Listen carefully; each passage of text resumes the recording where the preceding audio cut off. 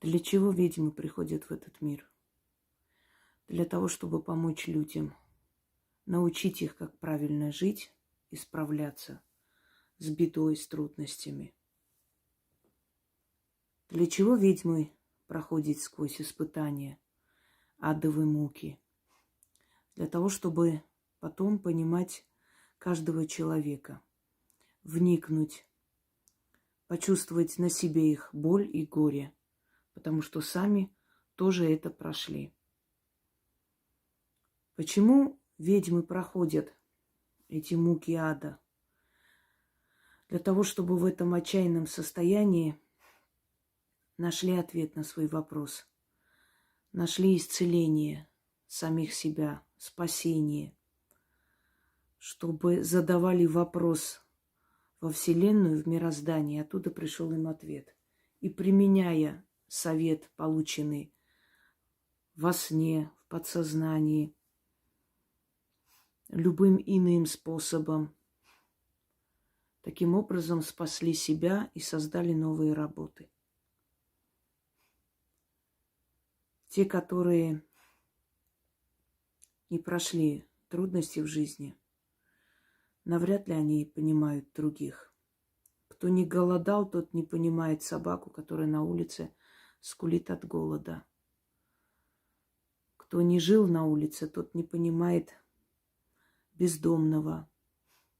Кто не страдал от любви, тот не понимает, почему другой страдает от любви и предательства.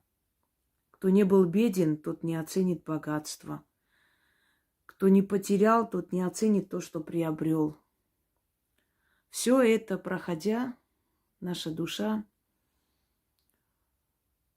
становится более зрелой, проходит эту трансформацию, умирает и возрождается в новом обличии, по-новому, более мудрой, более опытной. Вот поэтому ведьмы и проходят все эти адовые круги, чтобы сами пройти на своей коже, на себе ощущать это все,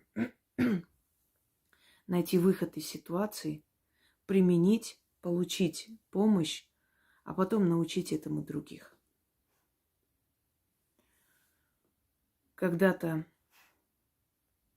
в какой-то момент своей жизни, когда мне казалось, что я не выживу, не выйду живой из того ада, который я втянула саму себя, будучи наивной.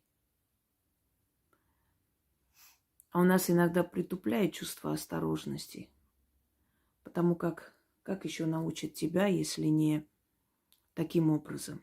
Если мы все будем предвидеть, то есть можем предвидеть и все капканы обойдем, то откуда нам набраться опыта жизненного?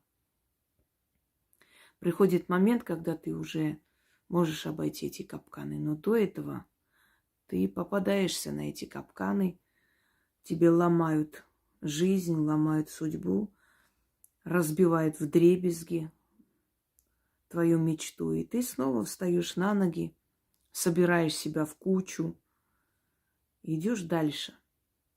Так вот, когда-то была такая безысходность. Мне было 28 лет.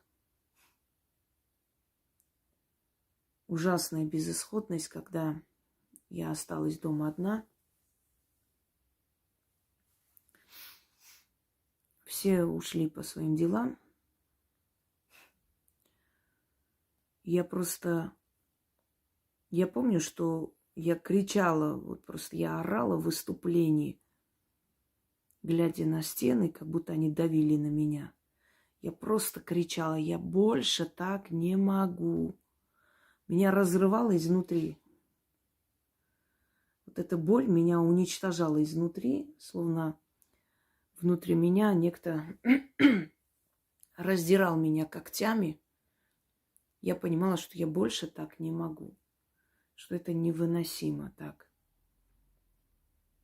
Я вот до сих пор помню, я даже во сне вижу себя. Это такое ощущение, знаете, уже на грани безумства, когда отчаяние поступает к горлу. И человек просто находится в клетке, в своей личной тюрьме. И вот этот вот крик, хриплый уже, потому что ты не кричишь, ты просто уже, это в визг превращается, потому что голос хрипнет, оседает. Ты уже просто хрипишь этим голосом. И ночью мне снится женщина, которая берет меня за руку, ведет за собой, потом говорит: слушай и запоминай.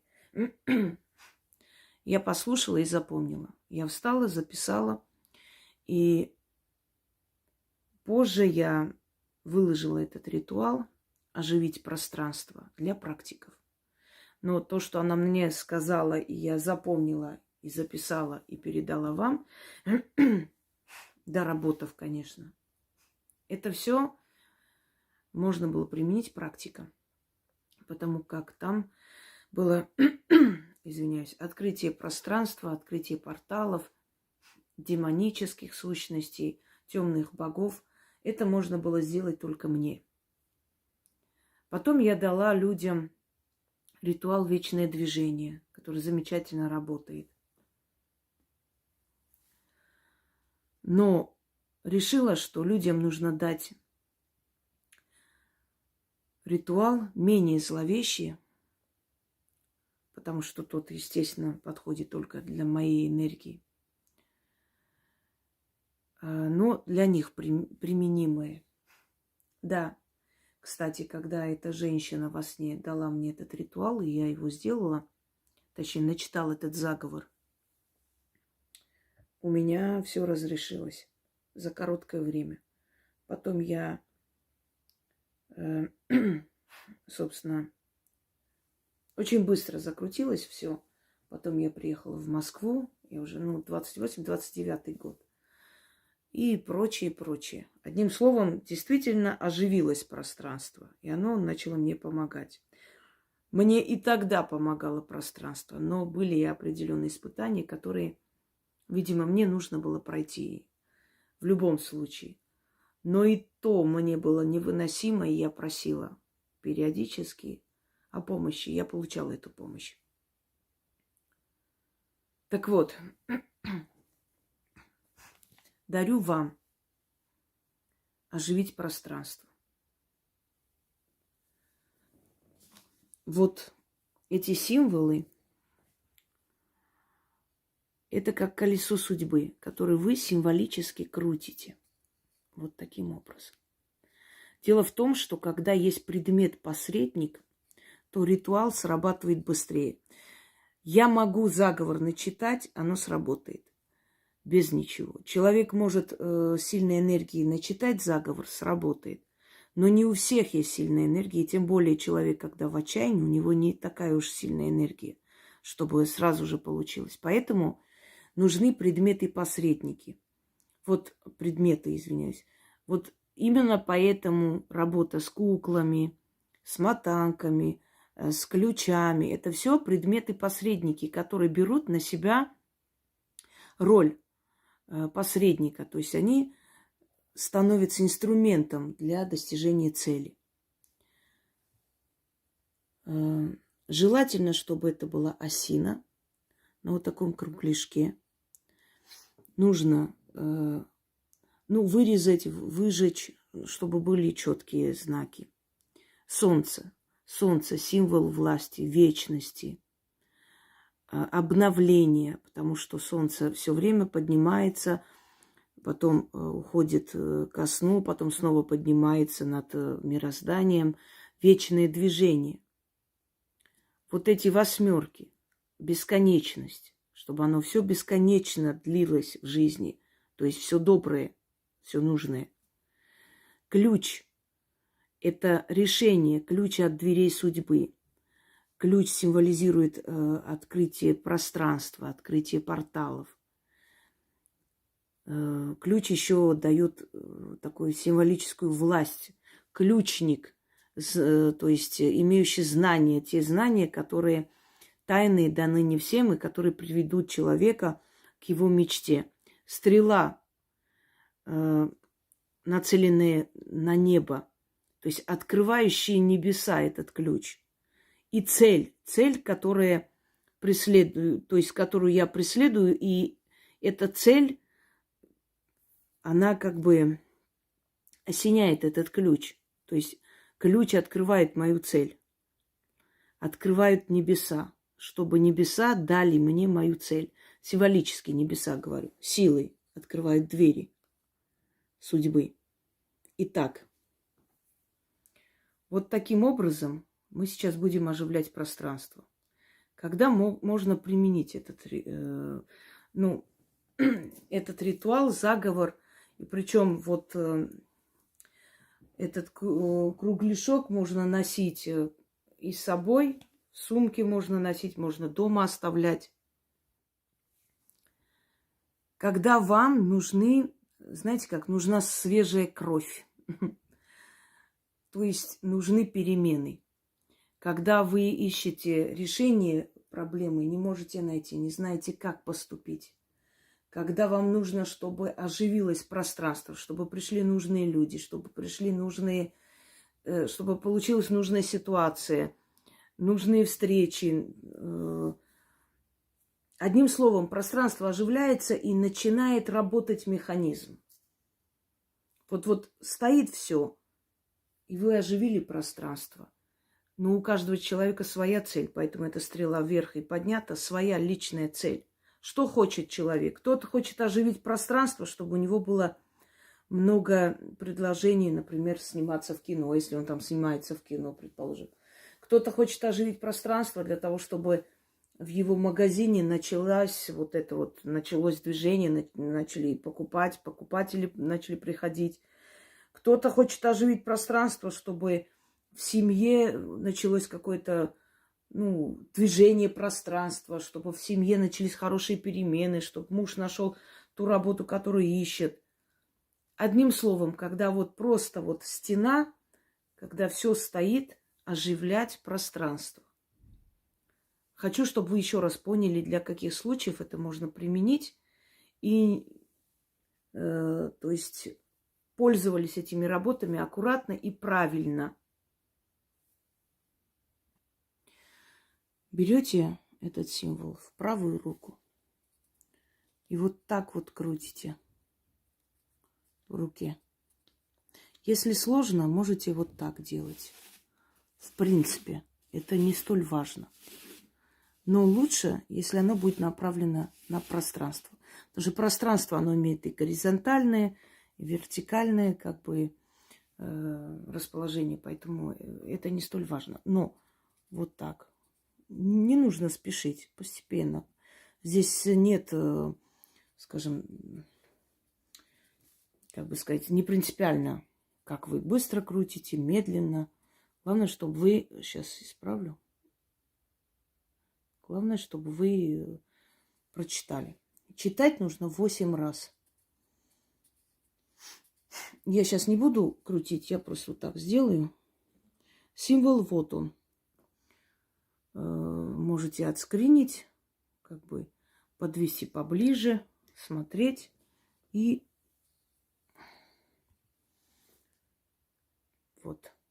Это мне Яна выжгла, собственно говоря.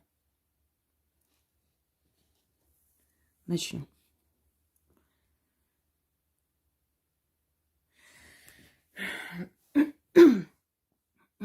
Ой.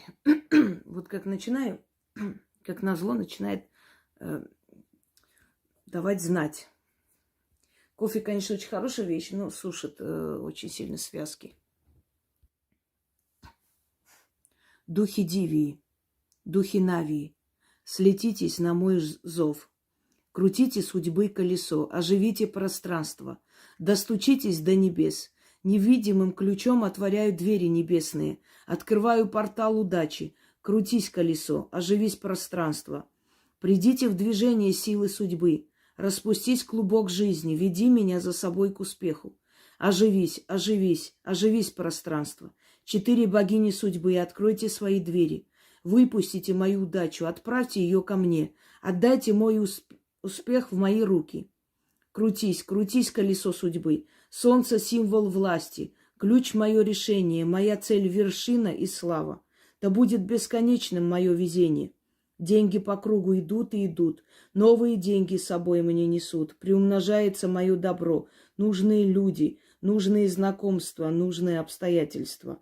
Крутись, крутись, колесо судьбы. Оживись, пространство. Придите в движение силой магии.